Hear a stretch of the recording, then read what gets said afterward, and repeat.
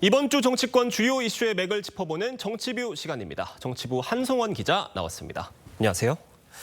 한 기자, 오늘부터 7월 임시국회가 시작이 됩니다. 어떤 일정들이 기다리고 있죠? 네, 7월에는 이재명 정부 일기 장관 후보자들의 인사청문회가 잇따라 열립니다. 별개로 상법 개정안, 방송 3법 같은 쟁점 법안 처리와 함께 검찰개혁 입법 논의도 본격화됩니다. 이재명 대통령 오늘 여당 상임위원장 그리고 원내 지도부와 만나서 주요 입법 협조를 당부할 것으로 보입니다. 그리고 오늘 민주당은 검찰 조작 기소 TF를 발족합니다. 9일에는 이 검찰개혁 4법에 대한 공청회를 열어서 전문가들 의견을 듣고 검찰개혁 입법 드라이브를 걸 것으로 보입니다. 10일에는 당대표 후보자 등록 마감일입니다. 이때를 기점으로 당대표 경선 레이스 본격화될 것으로 보이고요. 국민의힘에서는 안철수 혁신위가 이번 주에 출범할 것으로 보입니다. 오늘 출범하는 검찰 조작 기소 TF, 네. 구체적인 역할이 궁금한데 구체적으로 뭐가 조작 기소라는 거예요? 네, 우선 이 대통령의 쌍방울 대북 송금 의혹 사건 이 초점을 맞출 것으로 보이는데요. 민주당은 그동안 대북 송금 사건 자체가 정치 검찰 공작이다 이렇게 주장해 왔는데 TF를 통해서 누가 어떻게 이런 공작을 지시하고 관여한 건지 밝히겠다는 겁니다.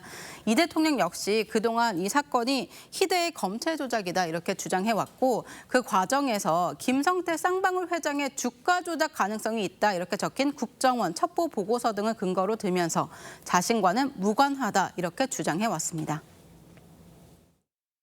국정원 보고서, 기밀 보고서가 맞겠습니까? 아니면 주가 조작하다가 처벌받은 이런 부도덕한 사업가의 말이 맞겠습니까? 이외에도 대장동 사건 등도 TF 대상이 될 수 있습니다. 이에 대한 국민의힘 입장은 어떻습니까? 네, 이미 법원이 한 차례 국정원 보고서의 신빙성이 낮다고 봤다고 보고 있고요. 예. 또 대북 송금 의혹과 공모한 혐의로 재판에 넘겨진 이화영 전 경기부지사가 대법원에서 이미 징역 7년 8개월 확정된 상태입니다. 이 대통령의 다른 재판들처럼 무기한 연기될 가능성은 있습니다만 쌍방울 대북 송금 의혹 재판도 공판 준비 기일 아직 잡혀 있습니다. 22일로 잡혀 있는 상태고요.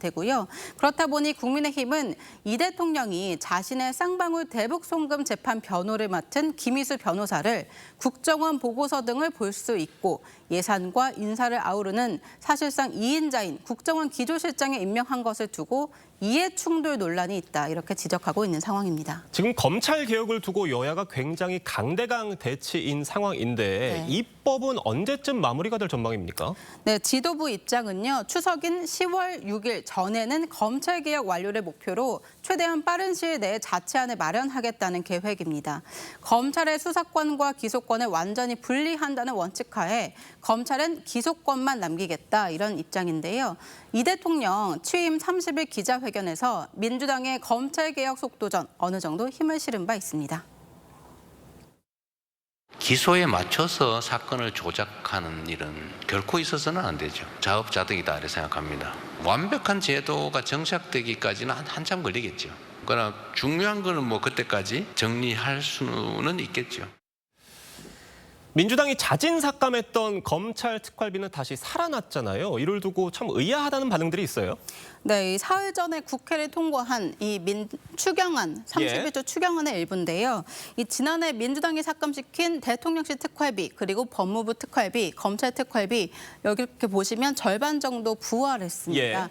이번에 추경안 표결에 국민의힘은 반대하면서 표결에 불참했고요. 범여권에서도 이견이 나왔습니다. 특히 검찰 개혁을 주도했던 김용민, 민영배, 장경태 의원 등도 기권표를 행사했는데 그래서 기권표가 총 포함해서 11표나 됐습니다.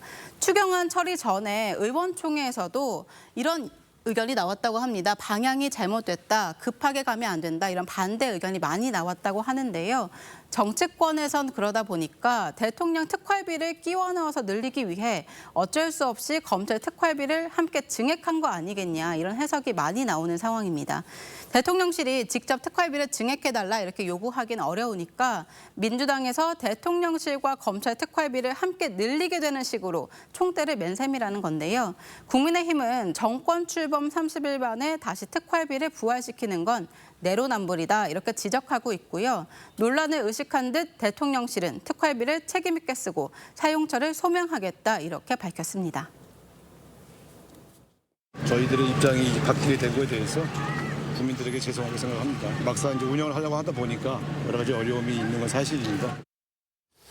국민의힘 상황도 좀 살펴보겠습니다. 네. 안철수 혁신이 네. 오늘 출범할 계획으로 알려졌었는데 조금 미뤄지는 분위기예요. 이번 주에는 출범할 수 있을 것으로는 보이는데 당내 분위기 어떻습니까? 예, 앞서 보신 것처럼 당초 오늘 출범하려고 예. 했던 안철수 혁신위 인선 작업으로 조금 밀리고 있는 분위기입니다. 우선 당내 구주류와 친한계 사이의 갈등을 청산하는 것부터가 안철수 혁신이 과제할 것으로 보이는데요. 과거 혁신위 사례를 보면 2022년 최재형 혁신위, 2023년 인유원 혁신위 등이 가시적 성과를 내지 못했다는 평가가 있는 만큼 당내 분위기는 아직까지 냉담한 상황입니다. 그렇다 보니 안철수 혁신안을 지도부가 수용할 수 있을지가 관건이 될 것으로 보이고요. 8월 전당대회에는 김문수, 나경원, 안철수, 한동훈 전 대표 등이 유력 주자로 거론되고 있는 상황이고 조경태 의원 당권 도전 시사했고요. 장동혁 의원이나 장성민 전 의원도 당권 도전을 시사했거나 검토 중입니다. 알겠습니다. 7월 임시국회 시작과 함께 정치권이 경랑에 휩싸일 것으로 보입니다. 한 기자 수고했습니다.